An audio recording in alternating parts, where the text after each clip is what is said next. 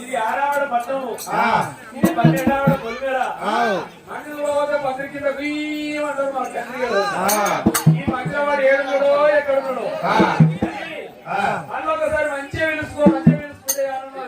కంటే అయిపోయింది కిందికి అక్కడ రోడ్డు కిందికి మామూలు ఇంటి నీకు సాయి మామూలు ఇంటి నీకు ఆ గల్లీ పోయి